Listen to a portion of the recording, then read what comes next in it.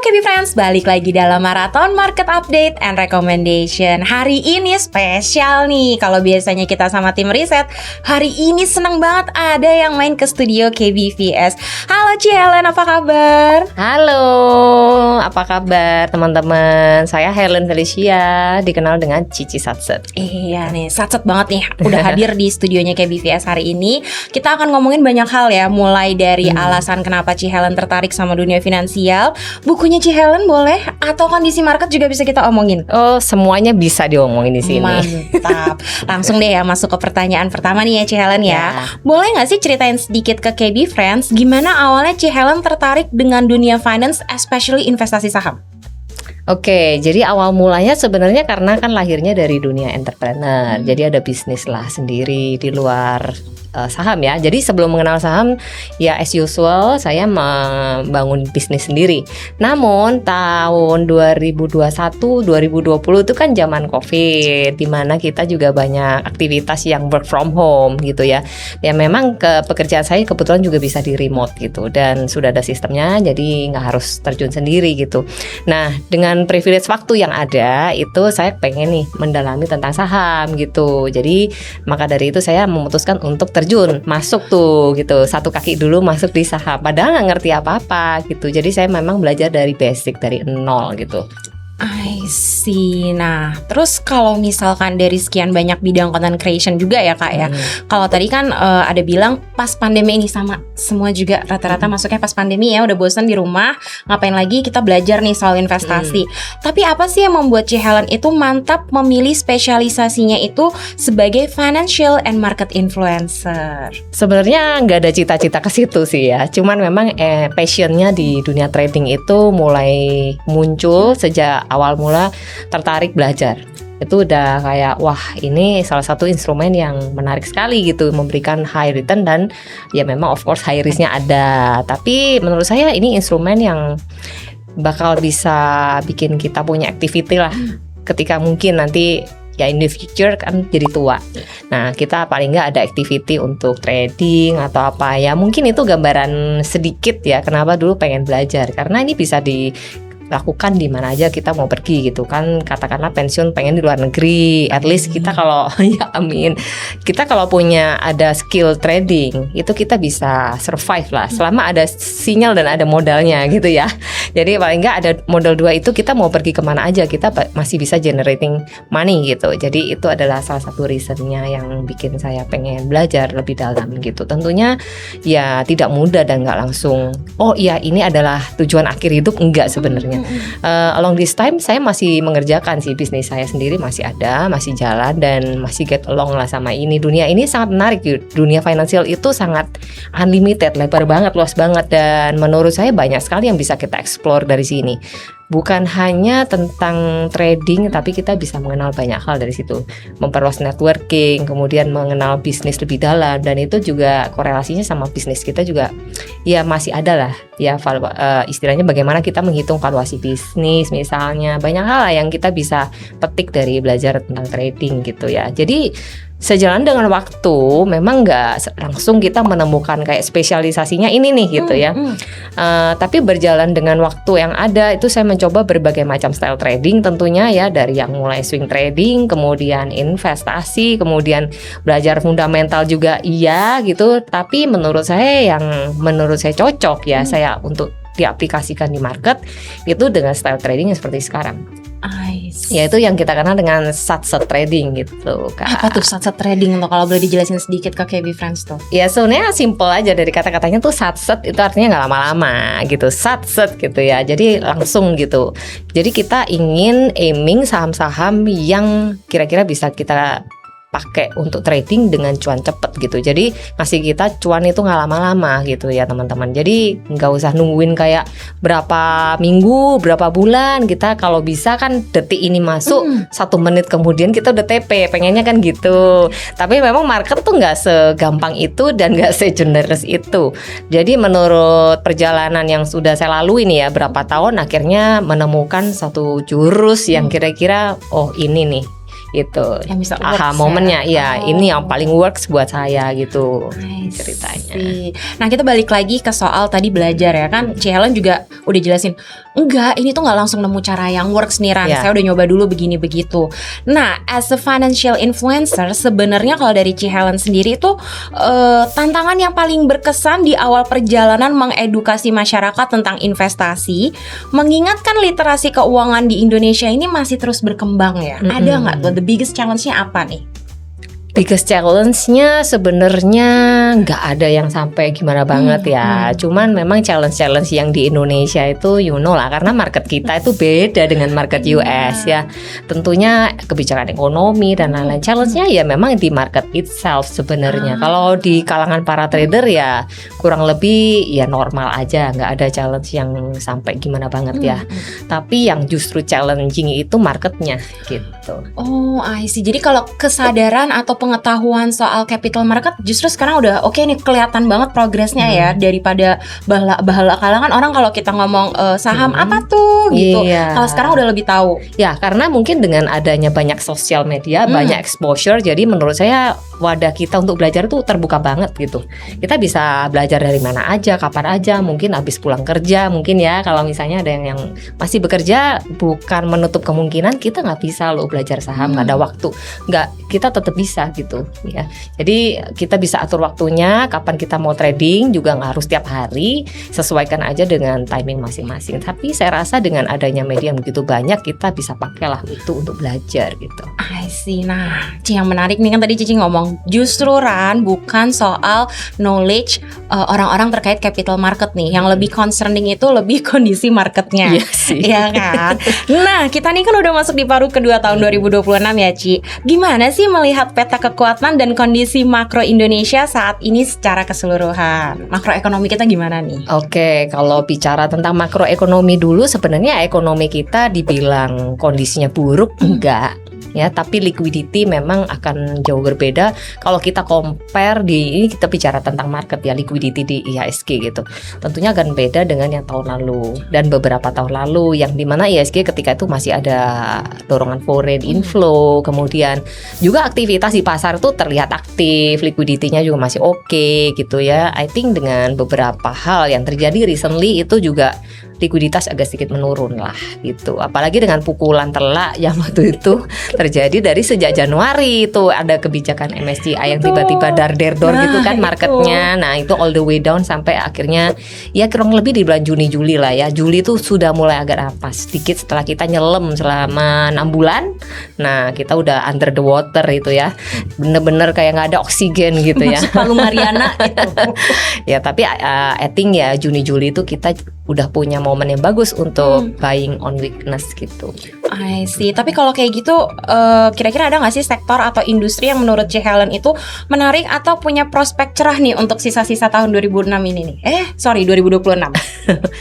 Sebenarnya ada sih, tapi mungkin sedikit saya throwback ke topik yang tadi ini ya. Mungkin ada sedikit yang saya tambahkan mengenai ekonomi ini kan makroekonomi luas banget kita bicaranya. Betul. Ada yang tentang defisit fiskal dan lain sebagainya yang jadi concern kita. Kemudian arah kebijakan suku bunga itu jadi concern juga. Kemudian perlemahan rupiah ini adalah faktor yang nggak kalah penting yang kita jadi perhatian kita, yang bisa memicu untuk terjadinya foreign outflow. Dan tentunya dengan kejadian naiknya naiknya US dollar dan melemahnya rupiah itu akan menjadi beban tersendiri nih, terutama buat company-company yang memang ada debt yang based on US dollar gitu, akan menjadi beban tersendiri di operasional mereka ya, itu beban bunganya akan naik gitu, dimana itu nanti akan mungkin bisa menggerus di laba marginnya dan sebagainya, nanti akan mempengaruhi ke laporan keuangan mereka. Apabila salesnya mungkin di situ-situ aja atau bahkan mungkin menurun, itu justru akan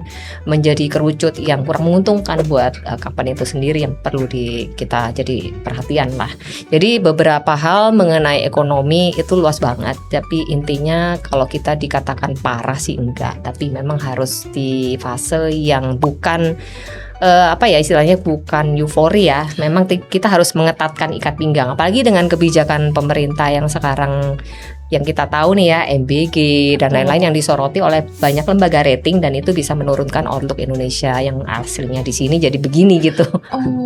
Jadi itu salah satu faktor pemberat lainnya lah yang menjadi concern, selain daripada memang makroekonomi itu sendiri memang tidak bisa dipungkiri. Kalau boleh saya tambahkan nih ya nanti ya, kan dia daripada lembaga rating itu adalah mengenai saham-saham yang punya konsentrasi kepemilikan yang tidak menurut mereka itu bisa harusnya lebih transparan lagi gitu, free floatnya harus lebih banyak lagi sehingga liquidity-nya benar-benar ada gitu, karena selama ini kan yang mereka nilai itu liquidity-nya itu unreal gitu. Jadi mereka itu istilahnya sebagai investor asing yang mau bawa duit masuk nih ke Indonesia, gampangannya ya itu was-was gitu, kalau saya bisa masuk ke sini nggak bisa kuat, mereka kan kesulitan jual karena liquidity realnya tuh nggak seperti yang tertera di informasinya betul. Tapi kita tahu bahwa reformasi dari bursa sendiri sudah sangat bagus langkahnya, dan I think ini bisa jadi satu angin segar lah buat IHSG kita ya, bahwa memang ada effort yang nyata dari OJK juga ya untuk mereformasi yang menjadi keberatan daripada lembaga rating tersebut, itu sudah mereka lakukan. I see. Nah kalau kayak gitu Ci, misalkan faktor global atau domestik nih yang perlu diwaspadai kalau kayak konflik, sementara di awal tahun kita disambut perang sana sini, program pemerintah yang bisa dibilang cukup kontroversial juga ya. Sekarang kita persempit deh di Q3 nih. Kira-kira ada faktor global atau domestik yang perlu diwaspadai nggak sih sama KB Friends gitu? Misalkan, dalam jangka dekat nih ada kebijakan iniran dari pemerintah mungkin bisa affecting sektor ini gitu kalau ada. Ya betul. Yang jadi concern adalah mungkin ini yang baru-baru aja nih yang dicanangkan oleh pemerintah ya, DSI ya, pelaksanaan daripada DSI yang juga dipercepat, dan itu salah satu yang baru ya termasuk di dunia ini gitu ya, di dunia pasar modal juga, dan ini kita belum pernah alami sebelumnya. Tentunya dengan kebijakan ini para investor kemudian para pelaku trader pasar itu tanda tanya gitu. The biggest question buat mereka, apakah ini will work or not gitu loh, apakah ini benar-benar akan dampaknya baik nih untuk pasar modal, baik untuk bisnisnya itu sendiri, apa justru malah mempersulit ekspor gitu loh, yang aslinya mungkin bisa lebih banyak kapasitasnya, ini malah justru dipersempit, akhirnya bottleneck, harusnya bisa ekspor, akhirnya mereka produksi tetap mereka lempar ke global market. Takutnya mereka juga daya saing di global market itu, marketnya kan segini, dimakan rame-rame, akhirnya harga makin tergerus, takutnya margin juga makin ketat ya persaingannya. Itu mungkin salah satu yang saya dengar ya dari emiten yang kapan hari, salah satu emiten yang kapan hari kita sempat ngobrol, apa sih yang jadi concern mereka, salah satunya itu gitu. Jadi DSI itu juga salah satu highlight yang kita perlu lihat lagi nanti gimana sih pelaksanaannya, mudah-mudahan lancar dan bisa adapt dengan kebijakan yang ada, dan market di lapangan itu bisa sesuai gitu, align ya sama apa yang diinginkan oleh pemerintah gitu. I see. Kalau globally di Q3 masih oke nih berarti. Globalnya ya pertama yang itu, kedua adalah suku bunga ya dari pemerintah nanti seperti apa, kemudian dari US nanti juga bagaimana gitu. Nah yang jadi concern sebenarnya gini ya, yang kita dengarkan dari pidato Pak Presiden kapan hari mengenai RAPBN 2027, di situ ditetapkan bahwa anggarannya itu untuk APBN kan memang harus dijaga betul ya, dan otomatis yield obligasinya juga dipatok di angka 6,9%, which is itu terbilang ya lumayan tinggi, dan itu akan challenging buat market kita, terutama pasar saham, maksudnya instrumennya otomatis dengan tawaran yield yang tinggi 6,9%, ya bukan nggak mungkin nih arus modal yang harusnya masuk ke pasar saham mungkin dialihkan nih ke obligasi, bisa jadi seperti itu mungkin. Nah kemudian ada concern lainnya yang saya dengar juga mengenai kurs ya, kurs kita juga ditetapkan di average sekitar 17.500. So I think this is the new normal gitu, kita nggak boleh expect lagi kayak ya turun ke 15.000 and under.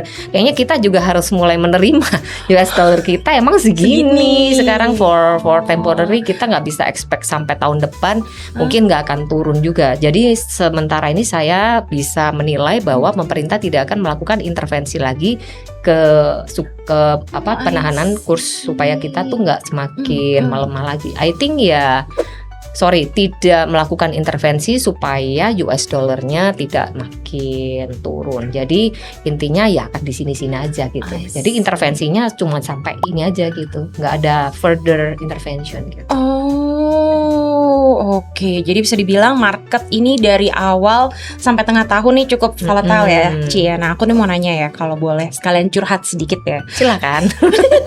Habis kan dari awal tahun dar-der-dor banget nih dengan segala, belum kalau setiap abis pidato juga suka muncul kedar-deroran lainnya. Tapi kemarin kayaknya enggak loh.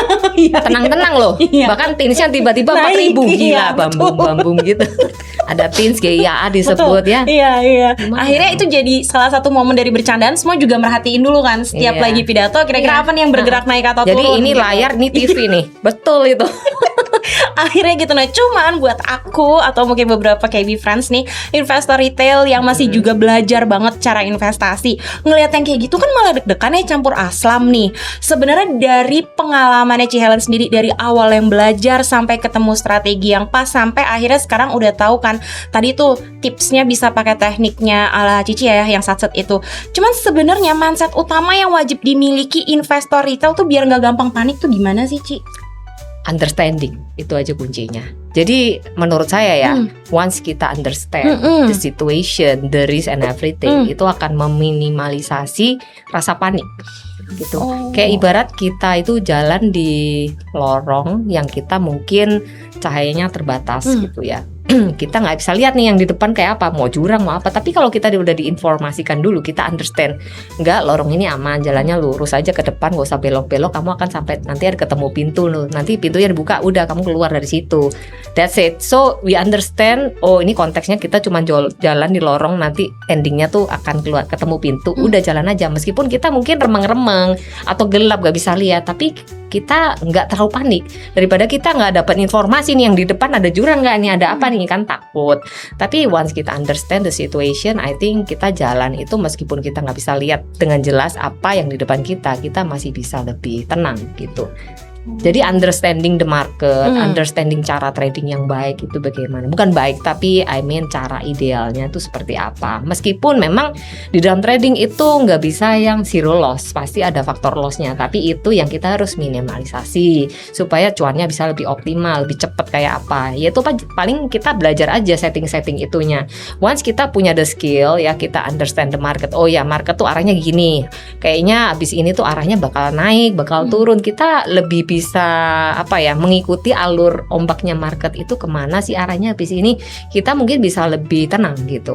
Dan justru mungkin waktu kita tuh kan susah ya nebak harga itu pas di puncak mau longsor tuh kapan gitu. Jadi memang kita susah untuk nebak puncak dan paling murah di mana. Tapi at least kita sebisa mungkin exit sebelum longsor kan gitu. Kayak Januari itu kan sebagai peaknya kita nih di IHSG. Nah sebenarnya di Desember itu saya udah sounding di community gitu ya. Jadi Desember tuh market lagi peak banget, lagi hit, lagi viral, semua ngomongin tentang MSCI. Nah disitulah waktu harus risk off minggu ketiga tuh saya sudah mulai ingetin jangan sampai terlena, karena kita nggak tahu kapan gunungnya ini akan runtuh gitu. Jadi kita exit sebelum marketnya downfall gitu. Jadi kita kalau bisa ya mengerti cara kerja market, mengerti seasonality itu ada di market. Karena menurut berdasarkan pengalaman saya nih, itu Januari kalau Desembernya rally, Januarinya itu akhir itu udah mulai longsor.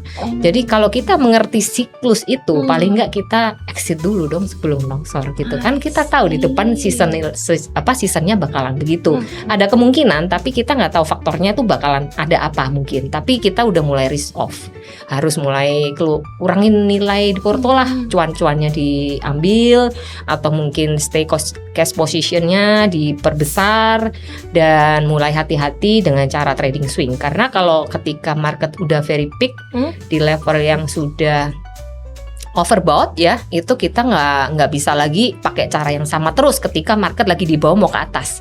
Istilahnya swing trading, beli di bawah jual di atas. Kalau kita udah di puncak, kita hanya bisa trading cepet aja.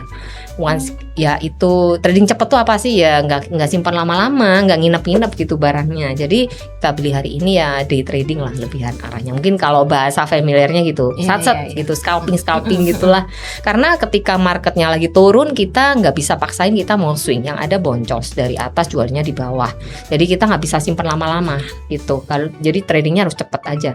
Kalau lagi downfall gini kita trading cepet. Tapi kalau marketnya lagi mau rally ke atas, kita boleh portonya trading cepet sama plus kombinasi sama yang swing, yang beli disimpan buy and hold gitu. I see, tuh kayak be friends. Berarti by understanding tuh sebenarnya kita juga jadi bisa ngelihat the pattern itu gimana ya? Ya. Oh, nah tapi kalau boleh sedikit nih, Ci Helen minta share tips and triknya itu kalau misalkan memilih saham yang sehat. Biasanya kan seringnya itu orang gampangnya bilang, oh lihat aja fundamentalnya. Tapi frankly speaking, kalau kita ngeliat beberapa perusahaan yang fundamentally oke gitu, atau kalau orang nyebutnya LQ45 misalkan gitu ya, potensi pertumbuhan harganya kan cenderung segitu-segitu aja nih. Nah kalau misalkan kayak tadi, kayak Ci Helen bilang kan harus satset gitu. Kebetulan agak sedikit curhat nih, aku juga mau satset nih ya, konser banyak nih sampai akhir tahun. Nah kira-kira tips and trik milih sahamnya tuh gimana nih kita yang bisa satset tadi itu? Oke, jadi memilih saham ini mungkin lebih arahnya bagaimana kita memanage porto kita gitu ya. Mungkin kita balikin lagi aja. Jadi teman-teman di sini boleh punya lebih dari satu portofolio. Misalnya contoh saya pribadi nih ya, saya punya portofolio tuh ada beberapa. Saya kelompok-kelompokkan. Oke, yang ini khusus kotak portofolio ini nggak boleh diisi saham-saham lain yang selain saham-saham yang habis sehari. Itu artinya day trading aja. Dalam satu hari itu saya bisa keluar masuk entry exit itu beberapa kali di satu saham. Misalkan hari ini misalkan trading APLN gitu, kita entry exit itu ada mungkin lebih dari 3 kali gitu ya. Nah tapi ya besok nanti kita lihat lagi itu porto yang satset. Nah satu lagi porto ini yang memang khusus untuk barang-barang yang di swing. Swing itu apa sih? Beli, disimpan, nanti setelah mungkin profit let's say lebih dari 30% baru taking profit, atau mungkin tungguin beggar gitu. Jadi ada satu porto khusus isinya barang-barang yang potensial beggar gitu misalnya. Itu saya punya. Jadi barang-barang yang di situ, saham-saham yang di situ itu memang saya nggak akan utik-utik. Taking profitnya tuh nunggu nanti memang sampai target selesai sampai sana baru saya mulai reduce position. Contoh kayak ada isinya dulu apa ya? Ada banyak sih. Kayak ada PANI, tapi isinya tuh bukan yang banyak banget gitu. Isinya tuh sejumlah yang kita bisa manage gitu. Contoh saya entry PANI dari harga 1460, nggak based on bisik-bisikan, nggak ada ya. Jadi memang murni analisa sendiri. Dari situ saya expectingnya bertahap gitu ya. Jadi kalau bisa achieve segini saya akan naikin targetnya. Selama bisa ngikutin trennya ya saya masih keep gitu. Sampai PANI 10.000 lebih 17-an lah itu mulai reduce position gitu. Yaitu memang ada satu porto yang kita apa ya istilahnya manage. Memang tujuannya untuk itu. Akan beda treatmentnya dengan treatment yang satset tadi yang kayaknya Kak bilang gitu tadi gitu. I see. Jadi porto ada banyak, tapi setiap porto itu kan Ada dia tergantung beberapa. goalsnya apa. Iya. Bukan berarti tuh harus dipaksakan juga satu porto 10 saham berbeda juga nggak sehat gitu ya. Satu porto itu kayak satset punya tuh saya nggak banyak-banyak. Tapi lebih apa ya istilahnya lebih maximize aja porsinya. Jadi nominalnya lebih digedein. Kalau isinya macamnya jangan banyak-banyak, nanti susah manage-nya. Ya enggak kan kira portonya dibagi 3 masing-masing tuh 15 saham gitu. Jadi total 45 running gitu trade kan. kita nanti jadi. Gak bisa loh manage gitu, gimana ceritanya? Susah banget. Oke. Nah, Ci, ini yang menarik, yang tadi Ci ceritain itu kira-kira ada nggak sih Ci nih di bukunya Cici nih, How to Master Satset Cuan Trading, ceritain dong. Gitu Boleh, gimana nih bukunya? Jadi nih? teman-teman, ini adalah buku yang saya create sendiri ya. Ini bukunya namanya Satset Cuan Trading. Jadi isinya memang benar-benar saya tulis sendiri dengan ilustrasi. Ini saya boleh buka ya? Boleh kasih lihat. Jadi memang ada ilustrasi-ilustrasinya di sini yang sangat user friendly untuk teman-teman yang baru belajar. Itu saya bikin khusus gitu. Jadi memang ada visualnya yang bikin kalian gampang ngerti gitu. Jadi kalau pengen belajar tentang satset, boleh cobain beli buku ini. Nanti kalian bisa follow IG-nya, Instagram-nya Satset Cuan, bisa DM ke sana kalau memang interest beli buku ini. Nah nanti ketika beli buku kan teori nggak bisa nih jadi duit kan? Gimana cara mengubah teori yang di sini jadi duit? Nah itu kita akan kasih satu kesempatan, kita invite untuk ikut live trading kita secara free. Jadi teman-teman boleh cobain atau bertanya langsung nanti ketika live kan enak tuh ngobrol. Ci ini gimana, masih oke nggak, ini bisa nggak? Nanti kita akan bagikan karena di community-nya Satset Cuan kita ada live trading setiap hari. Jadi sebelum market open 8.30 sampai market close jam 4 lebih 15 lah. Kita ada terus kita online di situ bersama member-member gitu ya. Jadi boleh ngobrol, boleh tanya, boleh diskusi gitu. Jadi ini boleh kalian pelajari kalau misalnya pengen belajar survive in the long run di market gitu. I see. Nah, KB Friends, jadi nggak usah takut Iya. lagi ya kalau mikir ini kalau aku boleh buka lagi nih. Boleh. Nah, jadi nggak usah ngerasa kayak aduh belajar market tuh susah. Tadi aku udah sempat lihat ini Iya. kayaknya ada tips-tips juga. Iya. Ada lagi ngomongin technical. Jadi kalau ngerasa bahwa aduh belajar saham tuh susah, apalagi technical, aduh bingung termsnya, ini udah ke cover di sini. Habis itu kalau udah buka buku, udah belajar nih ya, udah dapat ilmunya, jangan lupa buka akunnya bisa di KB Friends, bisa pakai referralnya Ci Helen ada di bawah sini linknya. KB Friends bisa akses ke situ langsung. Habis itu nanti bisa ikutan trading barengnya. Mantap. Iya, Ci aku mau nanya dong yang Yes, terakhir, boleh. apa sih pesan atau nasihat penutup dari Ci Helen untuk KB Friends yang baru mau mulai atau lagi aktif berinvestasi di pasar modal nih tahun ini? Aktif itu bagus. Pertama, siapin modalnya, jangan sampai ganggu kehidupan kita sehari-hari, dan sisihkan uang itu memang khusus untuk trading. Jadi jangan sampai kita terganggu sampai kalau ada terjadi loss, amit-amit. Tapi kita harus prepare gitu ya. Dan teman-teman boleh belajar, yaitu yang pertama modalnya harus belajar sih, dan memiliki skill gimana sih cara beli yang bagus tuh kayak apa, stop lossnya bagaimana. Kemudian disiplin itu yang penting, karena jaga modal itu lebih susah lagi gitu ya daripada mencet beli. Karena mencet beli gampang, yang susah pasti jualnya gitu ya, suka susah, apalagi kalau idenya udah tebel gitu, kayak nggak rela, masih bisa naik. Nah, kita harus belajar untuk mengontrol our greed, our fear. Justru ketika marketnya sangat serem, kita malah harus kebalikan dengan market, jangan sampai kita malah ikutan takut kabur gitu. Jadi kita perlu belajar tentang psikologi market ya, kapan kita entry itu sesuaikan dengan psikologi market.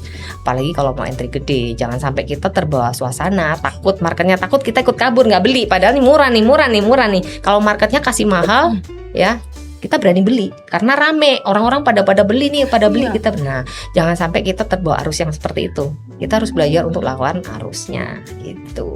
Jadi arus di sini adalah psikologi ya, kita ngomong. Dan kita pelajari sektor-sektor yang lagi manggung apa. Itu sih kunci cuannya. Karena sektor itu rotasinya cepet banget sekarang. Beda banget dengan yang beberapa tahun lalu kan. Hari ini aja bisa kayak properti manggung, telekomunikasi juga masih manggung. So kita mesti ngerti, we have to understand di bulan ini apa sih sektor yang bakal manggung. Kalau bulan depan apa nih, Desember apa nih. So kita bisa siapin pelurunya, cicil beli di sektor-sektor yang masih menarik itu gitu. Kadang-kadang kan kita beli kirain konglonya jalan, berhenti konglonya, gantian ini properti yang manggung. Bingung dong, kita udah taruh duit di gede-gede di TPA misalnya, di SSA yang rame-rame kemarin. Nah, kemana aja kemarin semua itu pada naik, sekarang udah berhenti. Ini masih bagus gak ya? Mulai banyak yang nanya. Padahal kemarin pada euforia pengen beli semua. Tapi ketika sekarang dikasih technical breakdown, panik gitu kan. Habis itu mau pindah masa di cut loss pindah properti unya udah pick baru masuk, habis itu longsor. Nah kalau kayak gitu terus kita lama-lama habis modalnya. So kita harus ikutin dulu, kita cari tahu dulu sektor apa yang kira-kira masih menarik di second half ini gitu.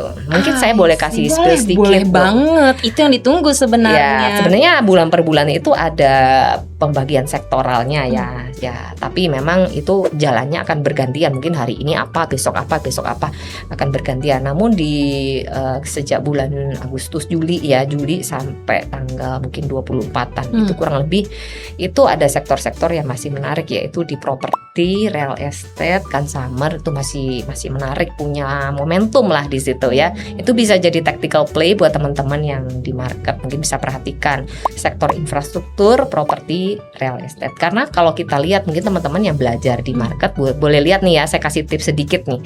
Di application-nya KB Valburi itu ada yang namanya Trading View ya. Nah, itu kalian bisa pakai juga. Manfaatkan fitur yang ada di KB juga tuh banyak ya. Satu, saya suka pakai running trade-nya yang bisa difilter. Kedua, ada fitur smart order yang nggak ada tempat lain. Nah, itu pakai untuk sortir atau mungkin cicil beli ya di saham-saham yang nanti yang sektornya akan saya sebutkan. Nah, itu kalian filter, nanti begitu filternya keluar itu kalian akan tahu money flow-nya lagi di mana. Duit itu lagi di mana. Kalau kita mau satse, kita mesti tahu duit itu lagi di mana, karena yang bikin harga itu naik itu duit. Kalau nggak ada duitnya, mau fundamentalnya secakep apapun, harganya begini Situ aja, gitu iya. ya. Jadi kalau mau begini ya lihat dorongan duitnya lagi kemana hari itu. Itu bisa pakai KB Faburi punya filter di ya, nanti kalau mau tahu caranya kontak lah ya, gimana nanti kita bantu.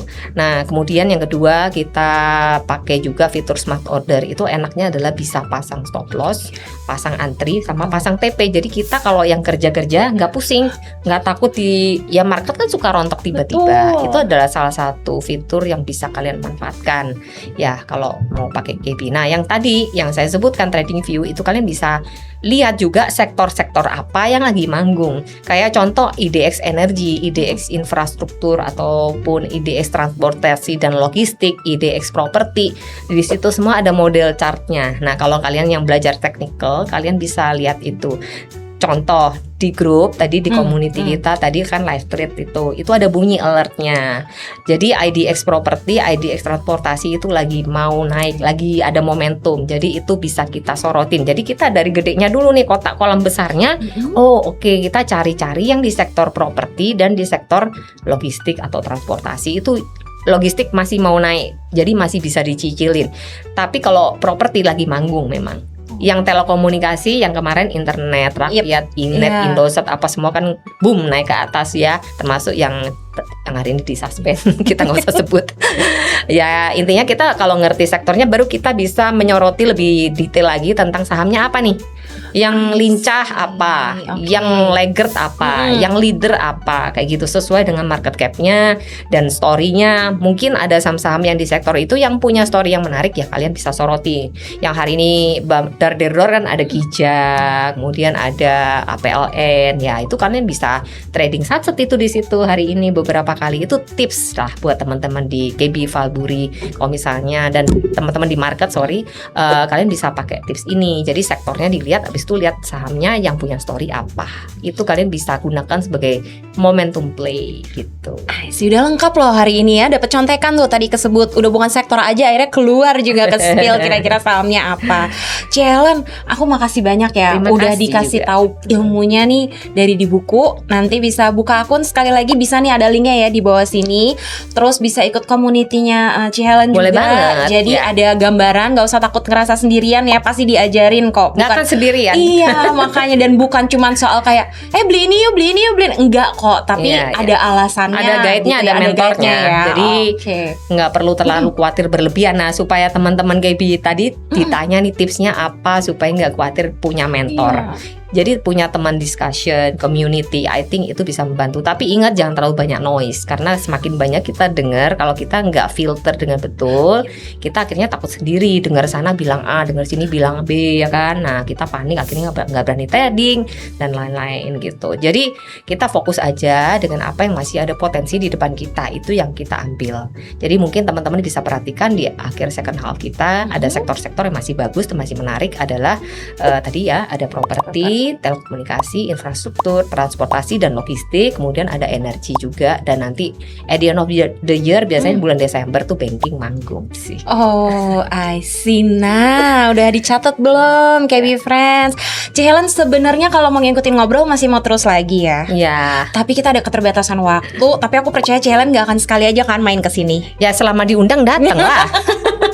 Boleh. Jadi buat KB Friends yang nonton jangan lupa mendingan segera buka akun juga, beli bukunya dulu, belajar terus buka akun biar kita bisa segera undang Helen buat main ke KBVS, bahkan ketemu KB Friends buat bikin trading bareng bisa dong ya. Boleh banget. Kita juga ada loh event berapa kali di sini ya. Betul, Trabar itu offline. dia. Jadi benar-benar belajar secara real time gimana sih trading cepet itu, ngerasain benar-benar kayak gini rasanya dapat cuan cepat. Dari mungkin teman-teman yang belum pernah itu juga ada yang join kemarin gitu. Nah, itu dia KB Friends. Jangan lupa ya, segera buka akunnya. Sekali lagi, Helen, thank you so much for Thank coming you juga ya. Kakak. Terima kasih ya Oke. udah mengundang Satset Cuan ke sini. Oke deh KB Friends, sampai bertemu di episode maraton selanjutnya.